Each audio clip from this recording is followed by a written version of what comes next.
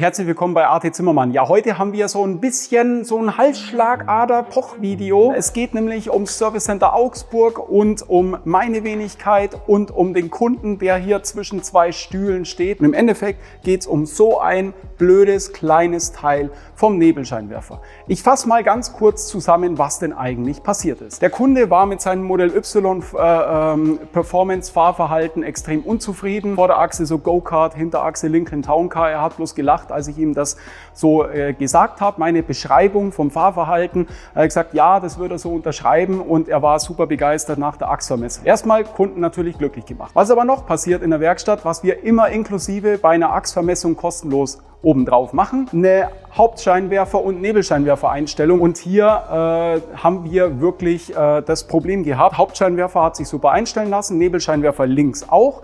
Nebelscheinwerfer rechts hat sich nicht richtig einstellen lassen, und dabei ist dann dieses kleine Teil beim Nebelscheinwerfer rausgerutscht. Es ist nicht rausgebrochen. Wir haben dann aufgeschrieben, der Nebelscheinwerfer sei nicht einstellbar. Wegen Garantie ist der Kunde dann ins Service Center Augsburg gefahren, und der Mechaniker vom Service Center Augsburg hat gleich gesagt, es ist keine Garantie, da war jemand anders dran, du hast jetzt gar keine Garantie mehr auf den Rest vom Fahrzeug, bloß weil der einmal woanders auf der Hebebühne war, im übertragenen Sinne, und wir hätten den Nebelscheinwerfer jetzt kaputt gemacht. Kunde natürlich aufgeregt gewesen, weiß jetzt nicht, wem er glauben soll, hat uns dann angerufen. Ich habe persönlich mit dem Servicetechniker telefoniert, und der Servicetechniker mir gegenüber sehr hochnäsig, konnte mir keine technische Bewandtnis geben, warum jetzt das Teil bei mir rausgebrochen ist, angeblich rausgebrochen ist, und hat halt mir ständig unterstellt, ich hätte es kaputt gemacht. Wir natürlich lassen uns sowas jetzt nicht bieten.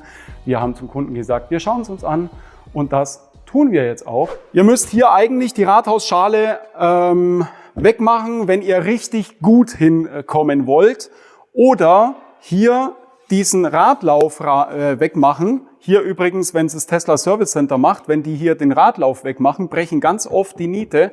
Deswegen würde ich euch dringend empfehlen, wenn euer Service Center den Nebelscheinwerfer eingestellt habt, kontrolliert wirklich auf sauberen Sitz, dass das hier auch alles anliegt. Sollte was wegstehen, brechen die Niete. Deswegen versuchen wir das tunlichst zu vermeiden, weil das Problem hierbei ist, wenn die Niete brechen, dann haben wir wieder was kaputt gemacht für eine kostenlose Dienstleistung von uns. Das ist nämlich ziemlich beschissen. So, jetzt erstmal von hinten der Nebelscheinwerfer, wie er aufgebaut ist. Wir haben hier das ganz normale Gehäuse, hier haben wir unsere 3 Kabel, Plus, Minus und Signal, dass er angeht oder ausgeht. Hier ist das Verstellrädchen, und hier kommt dieses Teil rein. Das wird einfach hier eingeschoben, und dann passt es schon. Das ist im Prinzip nichts anderes wie ein Winkelgetriebe. Ich halte es mal hier hin, dann seht ihr das, wie das funktioniert. Der dreht sich hier und betätigt dann hier diese Schraube. Warum ist diese Schraube überhaupt beim Einstellen, hat's die rausgedrückt, oder warum ist es passiert? Wir wollen es jetzt einfach mal nachstellen. Und zwar, ich schiebe jetzt das Ding einfach wieder an den ursprünglichen Platz, so wie es von Werk eigentlich auch reingehört. So, ich schiebe es hier rein. Jetzt ist es schon im Prinzip drin. Und jetzt, wenn ich jetzt hier drehe, wenn ich jetzt hier dieses kleine Teil betätige ich damit diese Schraube, und dann habe ich letzten Endes den gewünschten Einstelleffekt, dass der Nebelscheinwerfer hier auf der Außenseite entweder mehr nach oben oder mehr nach unten zeigt. So, und damit verstellen wir jetzt die Höhe. Wenn wir nicht genügend draufdrücken, seht ihr Folgendes passiert, eventuell, zack, jetzt ist er draußen. Das ist natürlich ein bisschen blöd, wenn der plötzlich rausrutscht. Dann ist er für uns im Prinzip nicht mehr weiter einstellbar, oder wir drücken ihn wieder rein. Das kann soweit passieren. Das passiert tatsächlich auch relativ leicht. Warum ist uns das jetzt passiert? Ja, weil der Nebelscheinwerfer schon am Anschlag war, wie er eingestellt werden kann. Das heißt, wenn er nicht höher eingestellt werden kann, blockiert der natürlich. Und wenn er blockiert, kommt auf das Winkelgetriebe natürlich sehr viel Kraft, und dann schiebt es mir dieses Metallteil raus. Dass diese Nebelscheinwerfer oftmals gar nicht so richtig einstellbar sind, das wissen ja auch die Tesla-Jungs, weil sonst gäbe es dieses Service-Bulletin hier nämlich nicht. Und zwar, das ist das Service-Bulletin 2217011 vom 8. August 2022. Da steht drin, Adjust Headlights and Fog Lights Model Y. Build Location Giga Berlin, Configuration All. Country, Region, Europe, Middle East and Africa. Jetzt sagt Tesla, wenn der Einstellbereich nicht ausreicht, dann legen wir hier einfach Beilagscheiben unter den Halter. Hier, die legen einfach eine Beilagscheibe. Hier unten ist der Halter. Wenn er zum Beispiel zu tief ist und er kommt nicht höher, dann muss ich hier oben am Halter, hier muss ich eine Beilagscheibe und hier hinten, fast schon unter dieser Front, unter diesem Stoßfänger, muss ich untersetzen. Und wenn er zu hoch ist und er kommt nicht tief genug, dann muss ich hier eine Beilagscheibe untersetzen. So, jetzt stellt sich natürlich die Frage, ist das überhaupt unser Bier?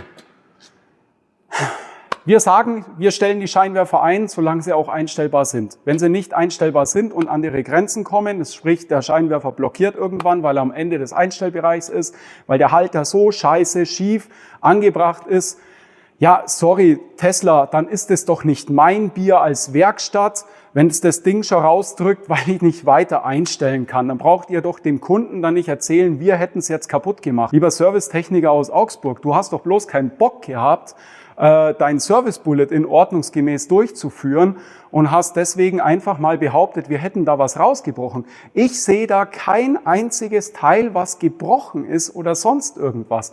Das verstehe ich nicht. Dem Kunden dann dafür auch noch 120 € abzunehmen für das, dass man angeblich eine Dreiviertelstunde hier geguckt hat. Der hat das Rathaus hier nicht mal weggemacht.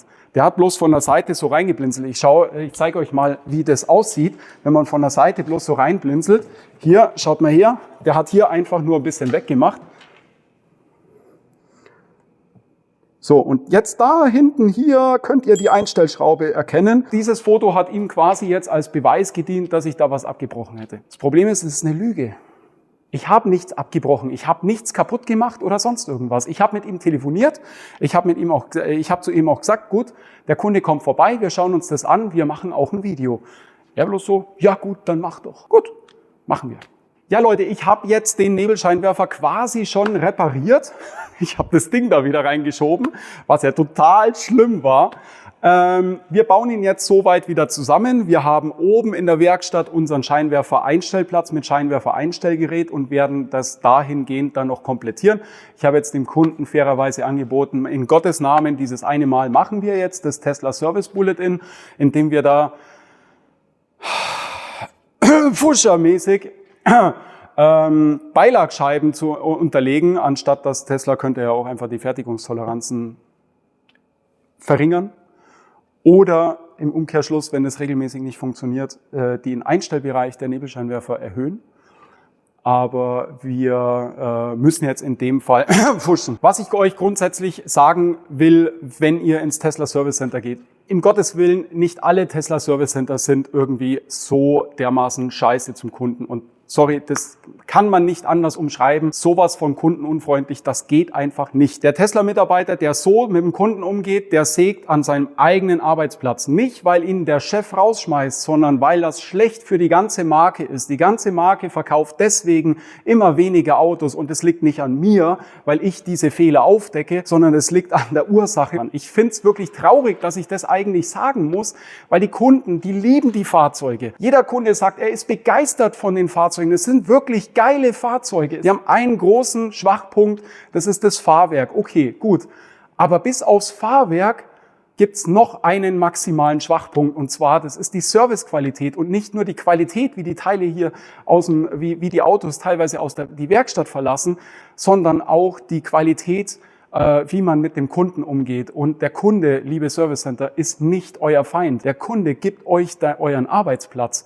Und es ist nicht ewig so, dass Tesla immer der Vorreiter in der Elektromobilität ist. Es heißt immer so schön, das erste Auto verkauft die Marke oder das Image und das zweite Auto die Werkstatt. Und ich habe leider zu viele Kunden, und das tut mir selber als eigentlich auch ein bisschen Tesla-Fanboy, das tut mir selber wirklich hier drin tut's weh, wenn die Kunden zu mir dann sagen, das ist mein letzter Tesla. Weil ich gebe mir das mit diesem Service, mit diesem Umgang mit mir als Kunde, ich lasse mir das nicht mehr bieten. Ich kaufe jetzt einen BMW oder ich kauf von mir aus einen BYD oder einen NIO oder irgendwas anderes. Die Leute im Service Center sind dafür verantwortlich und niemand anders. Nur weil jemand Pfusch aufdeckt, ist nicht derjenige schuld für den schlechten Ruf, sondern der Pfuscher ist schuld für den schlechten Ruf.